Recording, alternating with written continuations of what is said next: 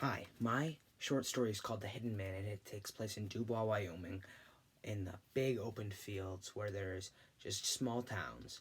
Um, the main places of action for my short story are Mr. Walker's cornfield, Mr. Walker's house, the baseball field, baseball diamond, and the center of town. Mary Lynn, Georgie, and Susie Rose lived in a small town of Dubois, Wyoming. In the summer, they spent their days running in the fields and playing like normal kids. They always had one rule, and that was don't go anywhere near Mr. Walker's cornfield. And they always followed that rule. They were playing baseball one day at the baseball diamond with a group of their friends and they're really close with all their friends. Um, Georgie hit a long bomb, and he was so happy until it trickled and kept on rolling into Mr. Walker's cornfield. He didn't know what to do. I mean, if it was a normal baseball, he would have been, I can buy another one. But he had just received that as a gift from his father on his birthday a couple days ago. So he didn't want to leave it away, and that baseball was his pride and joy. Georgie contemplated leaving the ball, but decided to stick with his gut and ran right into the cornfield and just started searching for the ball.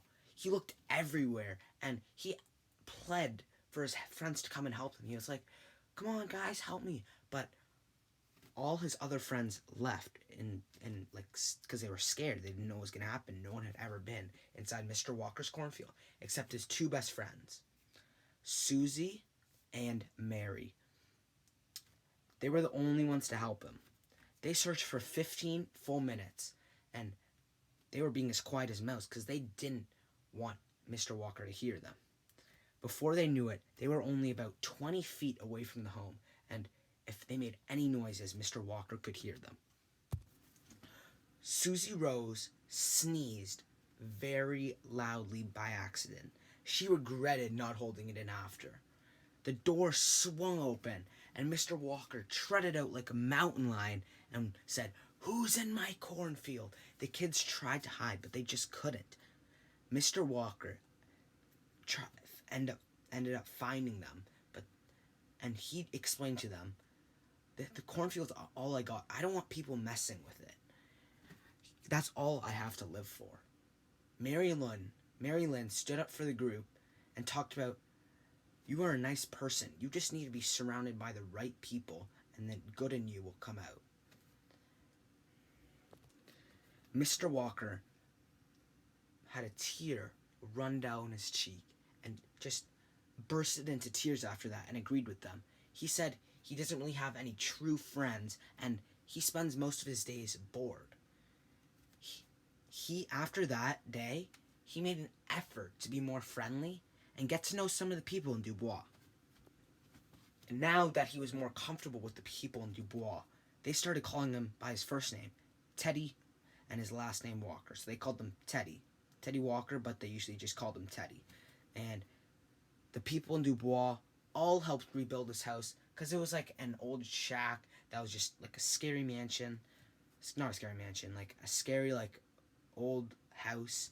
But they all rebuilt it, and it's all nice white paint, and it looks beautiful now.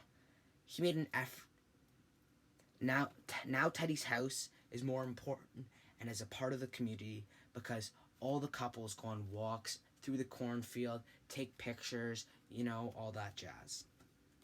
The characters in my story are Mary Lynn, Georgie, Susie Rose, Mr. Walker / Teddy, and that's it. Besides the group of friends, but they don't really have any feelings. They're just friends that don't have that much attention on them. They're not the main characters. Mary Lynn is a confident young girl with amazing problem solving skills and witty thinking. Georgie is a brave, outgoing young individual that is kind-hearted. He makes quick decisions when he wants something, he will do whatever it takes to get it. Susie Rose is a more shy individual, and is usually the brains of the group and makes all the important decisions. Mr. Walker slash Teddy is an emotionally unstable 80-year-old that kept his feelings a secret for a very long time. The literary devices I used are metaphors and similes to describe the actions of my characters.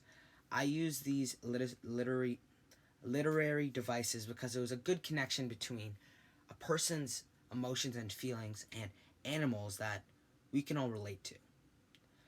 These developed my plot because it sets the tone and the reader knows the emotions of the character.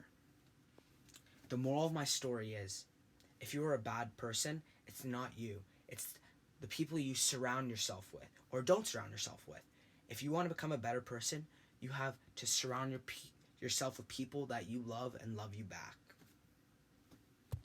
Thank you for listening to my short story pitch. And just a PS, when I was thinking of Mr. Walker, I was thinking of Clint Eastwood from The Mule. That's how I pictured him. And I just watched that movie, and that was my inspiration for that character. I called my short story The Hidden Man because Mr. Walker is a very mean person, and his new friends, love him, and his real self, his hidden self that was inside his skin, just his good self buried in his bad skin, came out, and he became a new person, and he was hidden, and that's why I called it The Hidden Man.